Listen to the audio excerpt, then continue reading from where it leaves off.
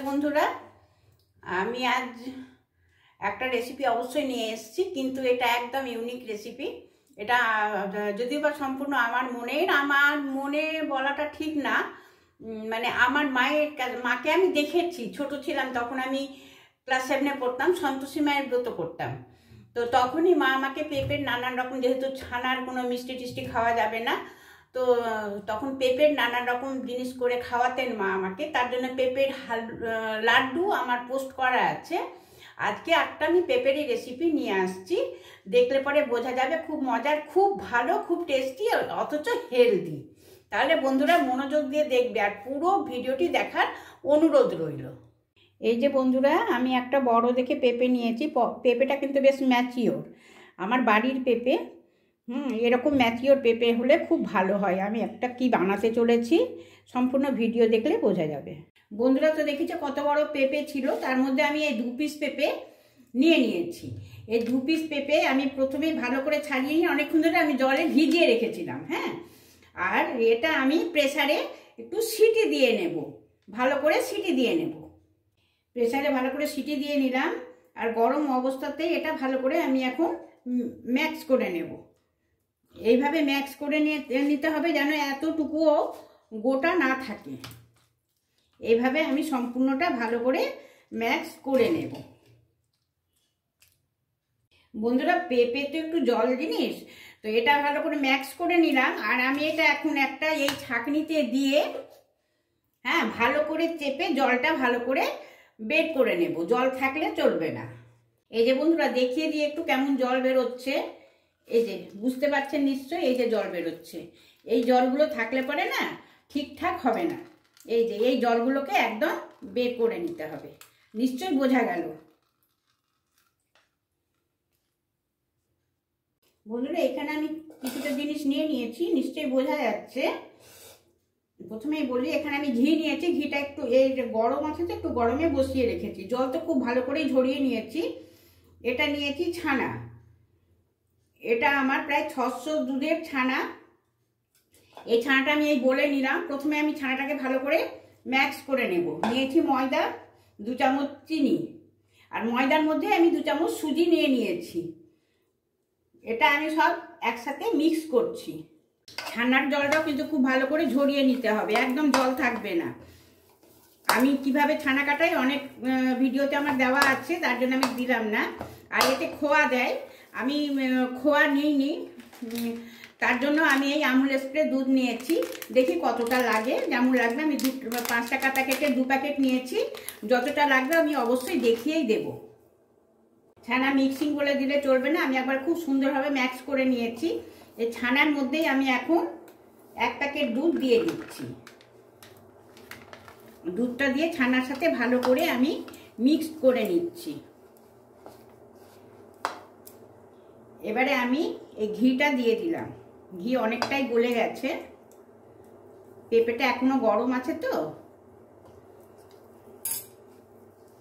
ধৈর্য ধরে দেখতে হবে, যে কোনো রান্নায় ধৈর্য লাগে বন্ধুরা। ধৈর্য ধরে দেখতে গেলে, সম্পূর্ণ মাখানোটা না দেখাতে গেলে না, তাহলে জিনিসটা ঠিকঠাক হবে না। বড় হয়ে গেলে পরে অধৈর্য হলে পরে হবে না। যেসব বন্ধুরা রান্নাটা শেখার জন্যে দেখে, তারা অবশ্যই দেখবে, টেনে দেখবে না। আমি অল্প অল্প করে ছানাটা, পেঁপেটা, ছানা আর বেকিং পাউডার, গুঁড়ো দুধের সাথে আমি ভালো করে মাখিয়ে নিচ্ছি। এবারে এর মধ্যে ভালো করে চিনিটা দিয়ে দিলাম।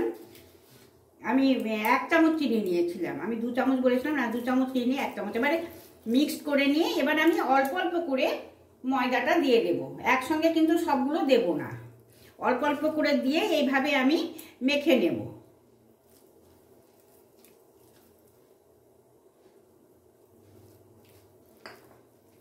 এভাবে ভালো করে মেখে নেব।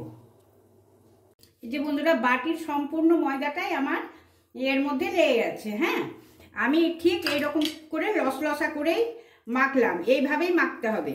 এই যে বোঝা যাচ্ছে নিশ্চয়ই, এইভাবেই মেখে নিলাম। দিয়ে সব জিনিসটা আমরা কি করি, একটু রেখে দিই তো রেস্টে। এটা কিন্তু রেস্টে রাখবো না, এই খুব জোর তো 5 মিনিট মতন রাখবো, খুব বেশি রাখবো না। কারণ পেঁপের থেকে অটোমেটিক একটুখানি জলসবজি তো একটু জল বেরিয়েই যায়।